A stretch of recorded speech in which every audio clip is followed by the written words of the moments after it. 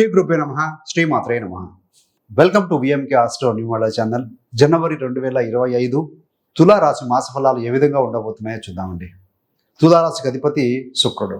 తులారాశిలో చిత్త 3-4 పాదాలు, స్వాతి 4 పాదాలు, విశాఖ 1-2-3 పాదాలు, మొత్తం 9 నక్షత్ర పాదాలు ఉంటాయండి. వీరందరికీ కూడా మనం చెప్పుకోబెట్టిన యొక్క గోచార మాస ఫలాలు వర్తిస్తాయి.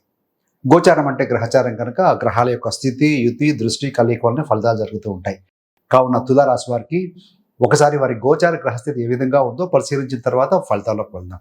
మొదటిగా రాశాధిపతి శుక్రగ్రహం ఈ మాసంలో ఏంటంటే 27 జనవరి వరకు ఆయన కుంభరాశిలో ఉంటారు. 28, 29, 30, 31 4 రోజులు కూడా మీన రాశిలో ఉంటారండి. మరి ద్వితీయ సప్తమాధిపతి కుజగ్రహం 2 రాశులు మారుతారు జనవరి మాసంలో. 20 జనవరి వరకు వక్రీకరించిన స్థితిలో కర్కాటకంలో ఉంటారు. 21 జనవరి నుండి ఆయన వక్రీకరించిన స్థితిలో మిథున రాశిలో స్థితి పొందబోతున్నారు మాసాంతం వరకు కూడా. తృతీయ షష్టాధిపతి గురుగ్రహం అష్టమ స్థానం అయినటువంటి యొక్క వృషభంలో ఉన్నారు వక్రీకరించిన స్థితిలో. తులారాశి మరియు తులా లగ్నంకి యోగకారకుడు శనిశ్చరుడు. ఈ యొక్క శని గ్రహం కుంభరాశిలో స్థితి పొంది ఉన్నారండి. మరి రాశాధిపతి అష్టమాధిపతి కూడా శుక్రుడే అవుతారు. ఈ యొక్క శుక్రుడు 27 జనవరి వరకు కూడా ఇందాక చెప్పుకున్నట్టుగానే పంచమ స్థానంలో స్థితి పొంది ఉన్నారు. 9 మరియు 12వ స్థానాధిపతి బుధగ్రహం. ఈ యొక్క బుధుడు ఈ మాసంలో 3 రాశులు మారుతున్నారు. జనవరి 1, 2, 3 తేదీలలో వృశ్చిక రాశిలో ఉంటారు. 4వ తారీఖు నుండి 23 జనవరి వరకు ఆయన ధనుసులో ఉండి 24 జనవరి నుండి మాసాంతం వరకు కూడా మకర రాశిలో స్థితి పొందబోతున్నారు. మరి రవి విషయానికి వచ్చే వరకు లాభాధిపతి తులారాశి వారికి.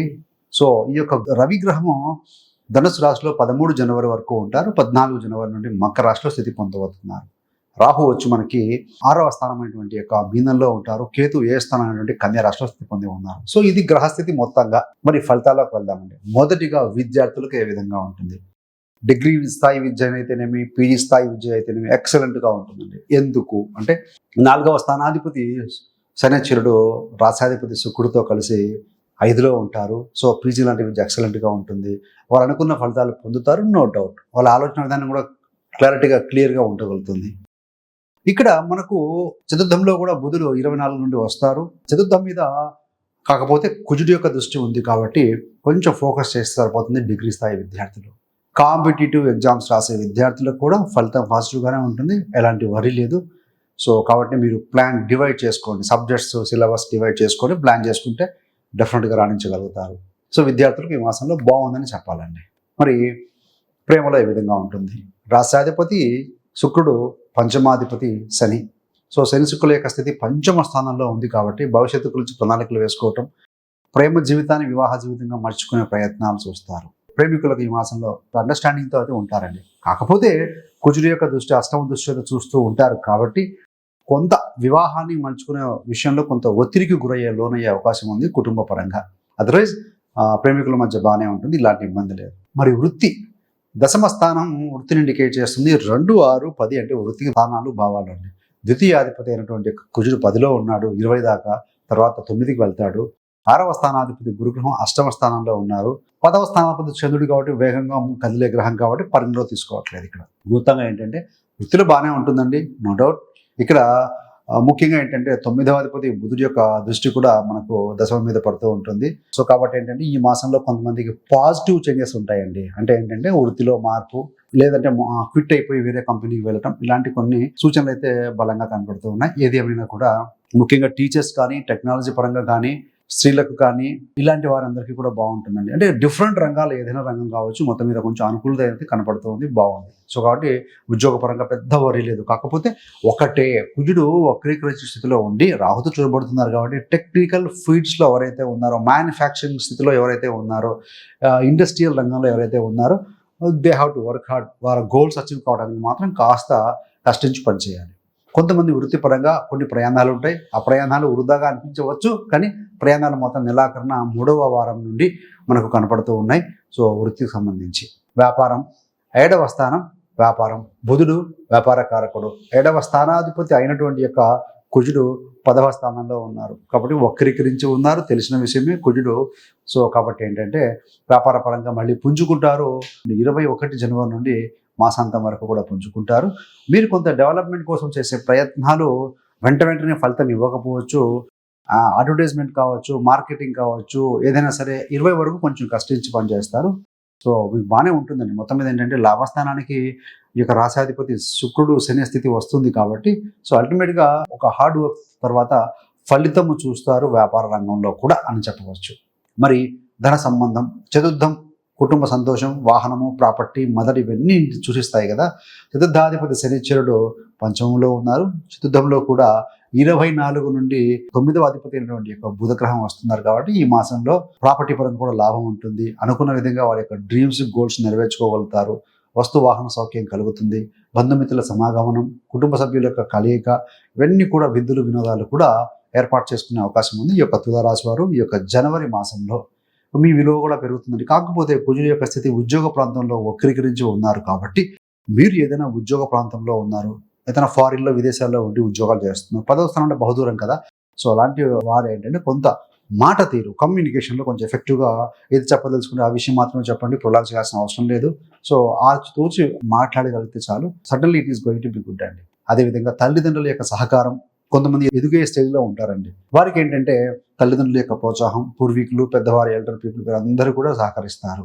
మరి యంగర్ సిబ్లింగ్స్ కూడాను మీ తోబుట్టువులు, మీకంటే చిన్నవాళ్ళు, తమ్ముళ్ళు కావచ్చు, సిస్టర్స్ కావచ్చు, వారి అభ్యున్నతి అద్భుతంగా ఉంది ఈ మాసంలో. సో మరికొంతమంది మీ యొక్క సిబ్లింగ్స్ దూర ప్రాంతం వెళ్ళి ఉద్యోగాలు చేసే అవకాశం ఉంది. ఉద్యోగం లేని వారికి కూడా ఉద్యోగ కొలువు దొరుకుతుంది అని చెప్పవచ్చండి. అదేవిధంగా అగ్రిమెంట్, కాంట్రాక్ట్ చేయించుకున్న వారికి కూడా అంటే కొంతమంది అగ్రిమెంట్ చేసుకోవాలని తహతహలాడుతూ ఉంటారు. సో కొత్త ప్రాజెక్ట్ ఎంట్రీ అవ్వాలనుకుంటూ ఉంటారు. అలాంటి వారికి ఈ మాసంలో శుభ ఫలితాలే ఉంటాయి అని చెప్పవచ్చు. సో మొత్తం మీద ఏంటంటే కాంట్రాక్ట్ రంగం కావచ్చు, కన్స్ట్రక్షన్ ఫీల్డ్ కావచ్చు, గవర్నమెంట్ సంబంధమైన అగ్రిమెంట్లు కూడా కొంత చేసుకునే అవకాశం బలంగా కనపడుతుంది. మరి సంతాన సంబంధంగా చూస్తే సంతానం మంచి అభివృద్ధిలోకి వస్తారు. సంతాన సత్సంబంధాలు మెయింటైన్ చేయగలుగుతారు. వారి ద్వారా మీకు కూడా మానసికంగా పాజిటివ్గా అనిపిస్తుంది. రాష్ట్రాధిపతి శుక్రుడు 6వ స్థానంలోకి వెళ్తాడు మీనంలోకి. ఆ రాష్ట్రాధిపతి గురుడు 8వ స్థానంలో ఉన్నారు కాబట్టి నెలాఖరున 28, 29, 30, 31 తేదీలలో మీ యొక్క ఆరోగ్య విషయంలో, మీ యొక్క ప్రణాళిక విషయంలో మీరు ఏదైనా ఇందులో ఉన్న పోటీ రంగంలో ఉంటే కొంత ప్లాన్ చేసుకోగలిగితే మాత్రం, గట్టిగా ప్లాన్ చేసుకోగలిగితే సో అంతిమ విజయం మీదే అని చెప్పవచ్చండి. సో ఇంకా చెప్పాలి అన్నప్పుడు ఏంటంటే కుజుడి యొక్క స్థితి మీ యొక్క రాశి మీద పడుతూ ఉంటుంది కాబట్టి ముఖ్యంగా ఏదైనా బీపీ లాంటిది, రక్తదోషం ఉన్న వాళ్ళు కొంత కేర్ తీసుకుంటే చాలు, సరిపోతుంది. ముఖ్యంగా రాహు దృష్టి మీ ద్వితీయ స్థానం, అది లిక్విడ్ స్థానం, జలస్థానం మీద ఉంది కాబట్టి మీరు తీసుకునే పానీయాలు ముఖ్యంగా ఏంటంటే ఫుడ్ కంటే కూడాను లిక్విడ్ డైట్ ఏదైతే ఉందో అది కొంచెం జాగ్రత్తగా చెక్ చేసుకోండి. అదర్వైజ్ చిన్న కంటి సమస్యలు కూడా కొద్దిగా ఇండికేట్ చేస్తున్నాయి. అదర్వైజ్ రిమైనింగ్ అంతా బాగానే ఉంటుందని నథింగ్ టు వరీ. సో మీకు ఇంకా 2025లో ఎలా ఉండబోతుందని కూడా ఆల్రెడీ వీడియో రిలీజ్ చేశాం. మీరు కనుక 1వ తేదీ నుంచి 9వ తారీఖులలో కనుక జన్మించే వారు ఉండి ఉంటే ఆబ్వియస్లీ ఏదో ఒక నెంబరే ఉండి ఉంటుంది. న్యూమరాలజీ ప్రకారం కూడాను అంటే ఏ తేదీల్లో పుట్టినవారు ఏ విధంగా ఉంటుందని మనం న్యూమరాలజీ వీడియోస్ కూడా చేశామండి. ఆ వీడియో యొక్క లింక్స్ కూడా మీకు డిస్క్రిప్షన్లో ఇవ్వడం జరుగుతుంది. సో గమనించగలిగితే చాలా మీకు మంచి మంచి విషయాలు అవగతం అవుతాయి. ఏది ఏమైనా కూడా తులారాశి వారి ఈ సంవత్సరం మంచి శుభ ఫలితాలే కనపడుతున్నాయి, పాజిటివ్గా ఉంటుంది. సో వారి ధన సప్తమ స్థానాధిపతి అయిన కుజుడు యొక్క నంబర్ 2025లో వస్తుంది కాబట్టి సో ఎనర్జెటిక్గా పనిచేస్తారు. పూట్ గోల్స్, సో దానికి HRMC అంటారు కదా, హెల్త్ వైజ్ గోల్స్ పెట్టుకోండి, రిలేషన్షిప్ పెట్టుకోండి.